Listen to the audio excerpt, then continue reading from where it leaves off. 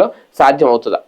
అనవసరంగా కంపకెలుక్కున్నారు. అందుకోసం అని చెప్పేసి ఇప్పుడు ఆ బీసీ అత్యాచారాల నిరోధక చట్టం లాంటిది ఏదో తీసుకొచ్చి వాళ్ళని సాటిస్ఫై చేయాలనుకుంటున్నారు. బీసీ బిల్లు, రక్షణ బిల్లు, దాని ద్వారా సాటిస్ఫై చేయాలి, బ్యాలెన్స్ చేయాలనుకుంటున్నారు. అది సహజంగా, ఎందుకంటే వాస్తవంగా మొన్ననే పొలిటికల్గా జగన్ వీళ్ళని అక్కడికి లాక్కొచ్చాడు. క్రిందటిసారి జగన్ 2019లో బీసీ డిక్లరేషన్ ఇవ్వడం, అది ఆచరణలో పెట్టాడు. రాజ్యసభకు కూడా 9 ఎంపీలని బీసీలని పెట్టడం అనేటటువంటిది. ఇప్పుడు మొన్న వీళ్ళకి 4 వచ్చినాయి ఛాన్స్. ఏమైంది, ఒక్క చింతకాయల విజయ్ 3 ఏమో ఓసీలకు ఇచ్చుకున్నారు. ఇది బాగా నెగిటివ్ చర్చ జరుగుతుంది. అంటే వాస్తవంగా వీళ్ళు ఇదివరకటి రోజుల్లో ఏంటంటే మనం నోటితో చెప్తే పని అయిపోతుంది. ఇది మీడియా యుగం, సోషల్ మీడియా యుగం. బీసీల్లో అనేక మంది అదృష్టవశాత్తు ఈ ఫీజు రియంబర్స్మెంట్ పుణ్యం అని చదువుకున్నారు.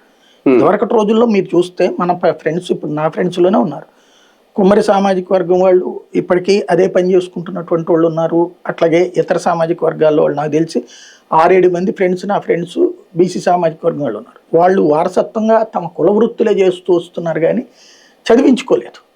తమ పిల్లల్ని కూడా ఆ 10th క్లాస్ ఇట్లా వచ్చేటప్పటికి అట్లా చేసుకొచ్చారు. ఈ ఫీజు రియంబర్స్మెంట్ వచ్చాక పిల్లల్ని చదివించారు చాలామంది.